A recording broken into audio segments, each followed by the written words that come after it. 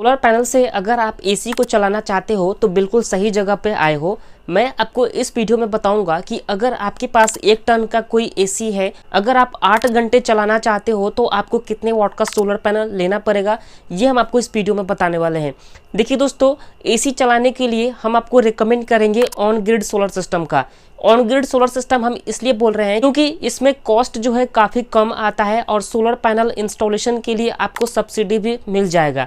तो कम खर्चे में आपका सोलर पैनल आराम से आ जाएगा और आपको अपने घर के लिए, अगर आप 1 टन का एसी चलाना चाहते हो, 2 टन का एसी चलाना चाहते हो या फिर 1.5 टन का एसी चलाना चाहते हो, हम आपको पूरी इन्फॉर्मेशन देंगे। तो चलिए बिना टाइम वेस्ट किए इस वीडियो को हम शुरू करते हैं। लेकिन उससे पहले एक छोटा सा रिक्वेस्ट है, प्लीज़ इस वीडियो को लाइक करें, चैनल पर नए होंगे तो सब्सक्राइब करें और इस वीडियो को ज़्यादा से ज़्यादा लोग के पास शेयर करें ताकि सबके पास ये इन्फॉर्मेशन पहुंच सके। अगर दोस्तों वो अपने घर के लिए कोई सोलर पैनल परचेज करने के बारे में सोच रहे हैं तो परचेज कर सके। तो आइए शुरू करते हैं इस वीडियो को और आपको बताते हैं। सबसे पहले हम आपको बता देते हैं कि हमने ऑफ ग्रिड सोलर सिस्टम के बारे में आपको क्यों नहीं बताया। देखिए, ऑफ ग्रिड सोलर सिस्टम जो है, सोलर के साथ साथ हमें बैटरी भी परचेज करनी पड़ेगी, जिसकी वजह से प्राइस जो है काफी ज्यादा हाई हो जाएगा। अगर हम सोलर और इन्वर्टर का इस्तेमाल करके कोई एसी चलाना भी चाहेंगे तो ज्यादा समय के लिए हम नहीं चला सकते हैं। जैसे कि हमने टाइमिंग रखा हुआ है कि 8 घंटे हमें चलाना है, तो उसके लिए हमें बहुत बड़ा सोलर सिस्टम भी लेना पड़ सकता है और बहुत ही बड़ी बैटरी भी लेनी पड़ेगी, जिसमें कॉस्ट जो है काफी ज्यादा हाई होगा। इस वजह से हम आपको रिकमेंड किए हुए हैं ऑन ग्रिड। इसमें आपको सिर्फ और सिर्फ सोलर और इन्वर्टर ही परचेस करने पड़ेंगे। अब आइए दोस्तों डिटेल में जान लेते हैं कि आपको कितने वॉट का सोलर पैनल लेना पड़ेगा। कि इसके लिए आपको सबसे पहले ये समझना पड़ेगा कि आपका जो एसी है, जब उसको हम स्टार्ट करते हैं तो उस समय वो बहुत ही तेजी से इलेक्ट्रिसिटी जो है वो कंज्यूम करता है।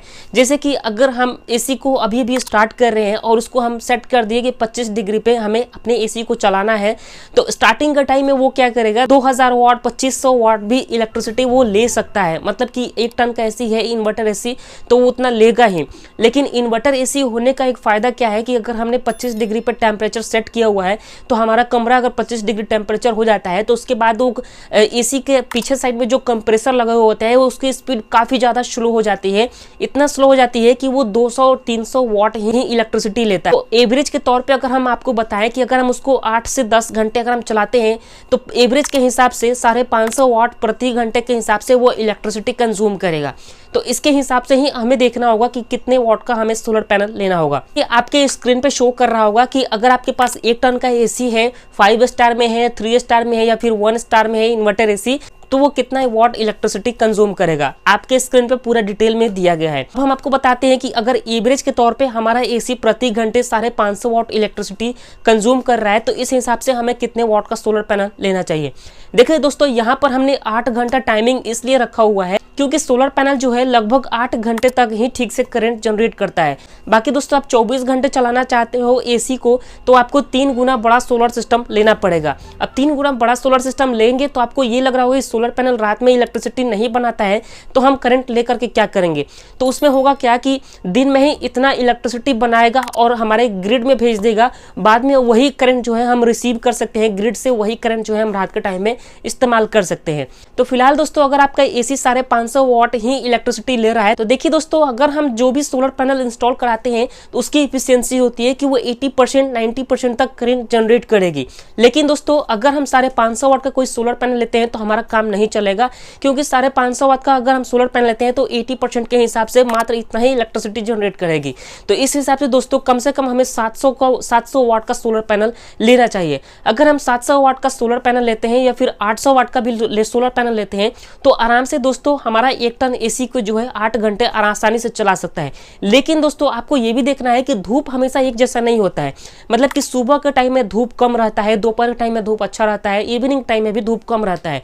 लेकिन 8 घंटे में अगर हम बात करें तो 8 घंटे अगर हम 700 वाट का सोलर पैनल लेते हैं तो एक जैसा करंट वो कभी नहीं बनाता है। तो इस वजह से दोस्तों, अगर हम 800 से लेकर के 1 किलोवाट तक का सोलर पैनल अगर हम लेते हैं तो आसानी से दोस्तों हमारा 1 टन का एसी को 8 घंटे लगातार चला सकता है। ओके गाइस, अगर आप अपने एसी को 24 घंटे भी चलाना चाहोगे तो चला सकते हो, क्योंकि वो ऑन ग्रिड से कनेक्टेड है। ऑन ग्रिड में क्या होगा दोस्तों कि अगर आप अपने एसी को 10 घंटे चलाना चाहते हो तो 8 घंटे आपका सोलर पैनल से ही चलेगा, बाकी 2 घंटे जो है आपका इलेक्ट्रिसिटी से चलेगा आपका वो एसी।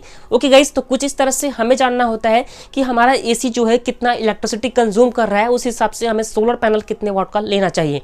स्क्रीन पे आपको मैंने फिर से दिखाया हुआ है कि कौन सा एसी जो है कितना वाट का इलेक्ट्रिसिटी कंज्यूम करता है। तो जितने वाट का आपका एसी है उसमें दोस्तों आपको 20% एक्स्ट्रा बड़ा सोलर पैनल परचेस करना होगा अगर आपको 8 घंटे चलाना है तो।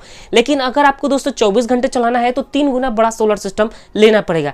जैसे कि हमने आपको बताया कि अगर हमारा एसी जो है 550 वाट का है तो उस हिसाब से हमें 800 वाट का सोलर पैनल लेना चाहिए 8 घंटे ही चलाने के लिए। लेकिन 24 घंटे अगर हमें चलाना है तो 2400 वाट का सोलर पैनल लेना पड़ेगा। ओके गाइस, तो उम्मीद करते हैं इस छोटे से वीडियो में आपको सब कुछ समझ में आ गया होगा। फिर भी अगर आपके मन में कोई सवाल है तो कमेंट करके जरूर पूछें। वीडियो पसंद आया हो तो लाइक करें, चैनल पर नए होंगे तो सब्सक्राइब जरूर करें।